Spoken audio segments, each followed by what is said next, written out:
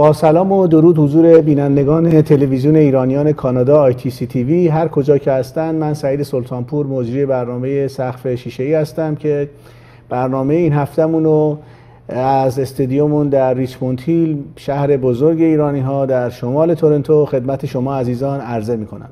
امروز مهمون برنامه‌مون یکی از سیاستمدارهای و شخصیت‌های برجسته کانادا است که در تورنتو هستند و ایشون کسی نیست به غیر از آقای جو پنتلونی، معاون شهرداری تورنتو که سالها تو این پست بودن و از همه مهمتری که ایشون نماینده کاندید در حقیقت شهرداری تورنتو هستند. مستر پنتلونی، welcome to the show. Well, it's a great pleasure to be here on Ceiling Glass and program and to say hello to the Iranian Canadian community that is a very hard worker and very well respected and appreciated in the Toronto community. Thank you for this opportunity. Thank you so much for being here. Your schedule is very tight because of the campaign which started almost 2 months ago and is going to go to 3-4 months more. Well, the elections are on October 25th all over Ontario. And people will be choosing the mayor, the city council, the school board representative. It's a long campaign, but the city of Toronto, the municipality, has 2,600,000 residents. So therefore, to try to get to everybody is difficult. So maybe a long campaign is a good idea. It gives us an opportunity to meet people, and that way people can draw their own conclusions, who's the best candidate, which I think it's me, of course. So one of the advantages of you is that you are the guy who is supporting the soccer. Yes. And that's why you reduce 1 hour the time people can enjoy in the restaurant, and you are going watching the soccer on the TVs, on the screens with the people. So how do you see the soccer and Italian team? Well, people call me the mayor of soccer in Toronto. Exactly. And the reason they call me that is not only because I convinced City Council to allow people to have a drink, alcoholic drink, at 10 in the morning, where most of the games are beginning, rather than 11 o'clock like normally would, which is a good idea. If people want to, they don't have to, and have a better experience on a hot summer's day by having a beer on the patio or watch a game, why not? And it's also good for the economy because if people want to spend money, it's good for the economy. It creates jobs, it creates some profit perhaps for restaurants and bars because the recession is still with us. But also I was responsible for the construction of the BMO field, which is the premier soccer facility in Canada at Exhibition Place. Originally they wanted to put it in the hinterland. It would not have worked as well. I fought to make sure it was done on the Toronto's waterfront, and I made sure that the Maple Leaf Sports and Entertainment, which is who manages the stadium, even though we own it, it basically was able to bring a professional soccer team, Toronto FC, which is an amazing success. There's 16,000 people on a waiting list. So I think this World Cup, which is happening across Toronto, is a beautiful thing. I am supporting First Canada, which means all the teams that have home communities in Toronto, I support them all. I think it's beautiful what's going on, how people have fun. But I was born in Italy, so therefore Italy is my favorite from my heart. And soccer is in your blood. Soccer is part of my blood, yes. It's we love soccer. It's easy to play and it's a beautiful game. Yeah, exactly. And it is a teamwork too. That's the most important part that is really we have, as an ethnic person, we are learning from the West to be teamwork. Right. So you are running as a mayor candidate. So what is your platform and what is the difference between you and George Smitherman and Robert Ford and Rocco? Well, first of all, I am an immigrant, and I understand what the immigrant... When did you immigrate to Canada? Well, I came to Canada 45 years ago in 1965. Actually, how old? I was 13 years old, and I only spoke 2 words of English because I've seen them in the movies, yeah and no. So actually, I learned the English here, and I know how difficult it was to come to a different country, not speak the language, not know the culture. My parents had 7 kids, so it was a big family. So I understand that experience, that one comes here in order to be economically better off, work hard, and be respected, and make sure that your kids have better opportunity. That's my experience. That's one thing that makes me different than Rob Ford, Smitherman, or Rossi, because they were all born here. nothing against that, but half of the people who live in Toronto were not born in Canada. So I reflect that. Also, I reflect an attitude which says that you have to do city building. We who come from other parts of the world, Iran or Italy, know there have been great cities before. Exactly. But great cities have a way of disappearing, becoming not so great cities. You don't have to go very far in history, even in North America, like Buffalo, like Cleveland, like Detroit, used to be great cities. But what happened was that people chose leadership which didn't have the experience. I've been deputy mayor for 6 years. I've been elected 29 years. I have the experience to know that this is a good city, and you need to trim it, prune it, shape it like a gardener. But you have to be an expert gardener. You can't get somebody else, let's clear some soil, bring a bulldozer. And my opponents, I think, all of them want to diminish the city. They want to sell Toronto Hydro, for example, which means that the city will make some money, but the consumer will pay forever more. And that's not right. Or Mr. Smithman wants to sell part of the TDC. It cannot work. Also, they give promises which cannot be kept. For example, they say build subways.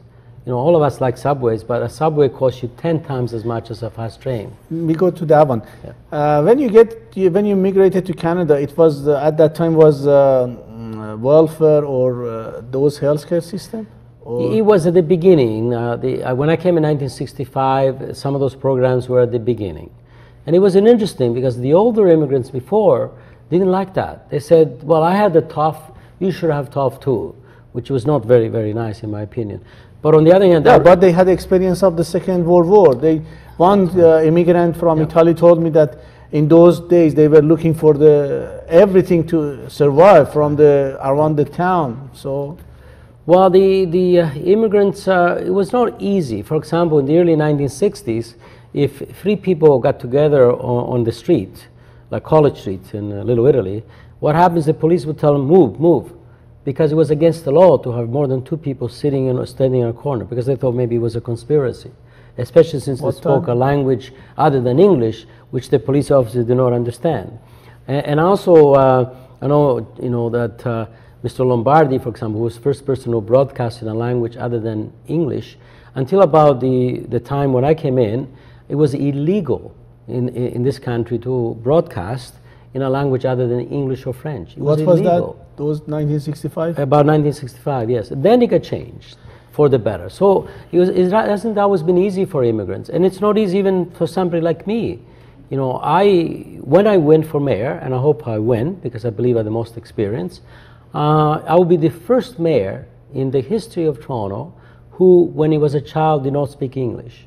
Yeah. Every other mayor spoke English. It's another glass ceiling, if you will. Yeah, that's why you put there. Yeah, that's very important part because myself, and as I said to you, myself, I am very proud to be living in, in Canada and Toronto as a part, because we owe to Italian first generation, Greek and Jewish people who moved to Canada, and they worked very hard, and right now we get all of the experience and all the fights you had for the basic rights. Right now we are able to do everything in our language and anything, and one of the politicians is our guest, so it is very gracious and it is very good. Thank you so much. And the other thing is that you said that I guess that before in 1950, something like that, if somebody was not Catholic, they could not be hired in the town, in the city. A lot of the city hall until the 1950s, they used to have what they call the Orange Lodge. The Orange Lodge was an association basically mostly of men, and mostly were Protestant, and they were, for certain things like firefighters or police officers often, you could not get hired if you were English and Catholic. You had to be English and Protestant, or Northern Irish and Protestant. Something like, there have been 63 mayors in the history of Toronto.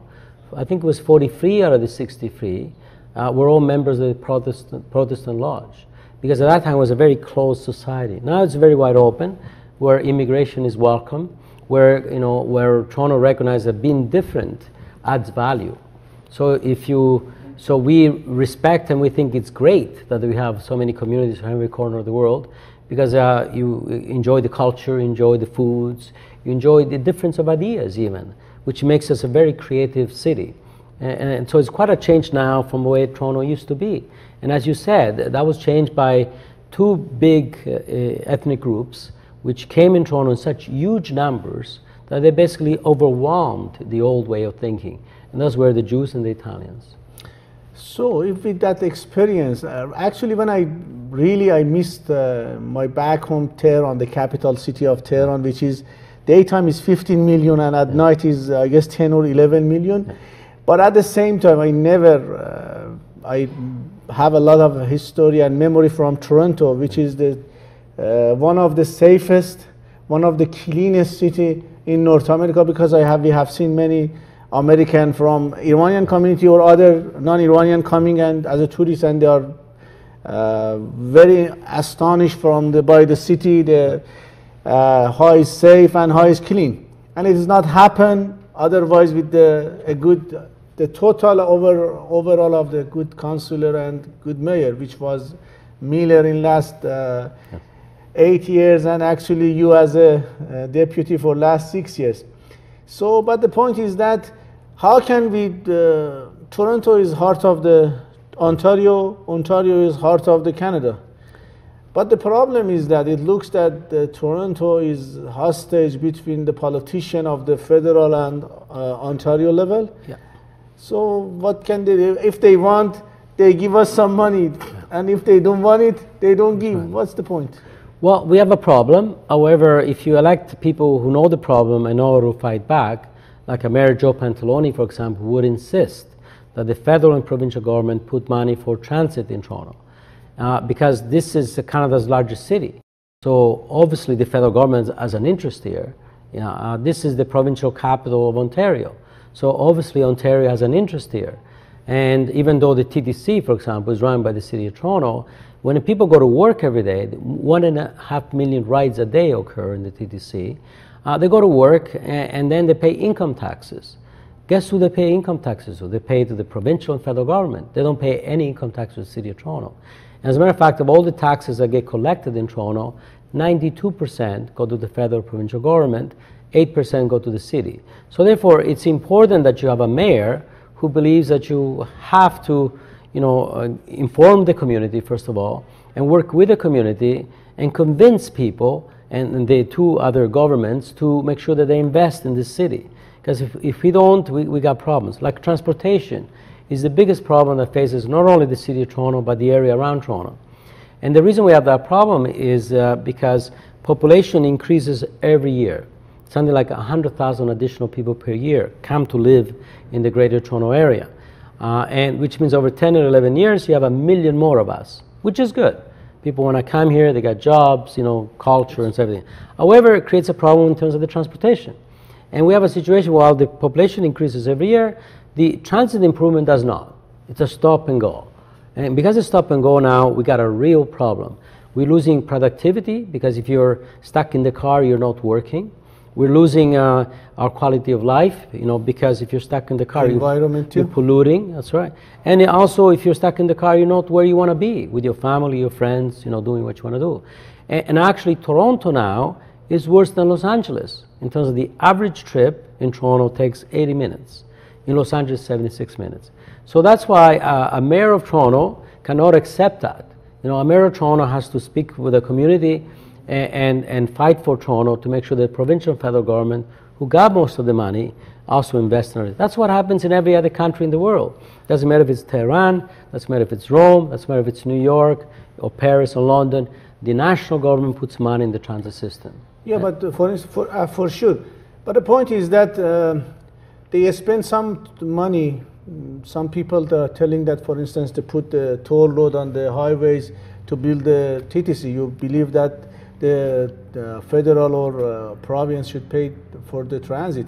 But we see like Shepherd Subway. There is not that much consumer over there, no. But there is a subway that is going to cost the city getting from the tax of the people, property taxes, and you have to increase the taxes. So how can we overcome this situation? Not to increase the taxes, but give the same services. First of all, the transportation problem now is everywhere. It's not just in one part. So therefore, you have to have a transportation model plan, which is Transit City.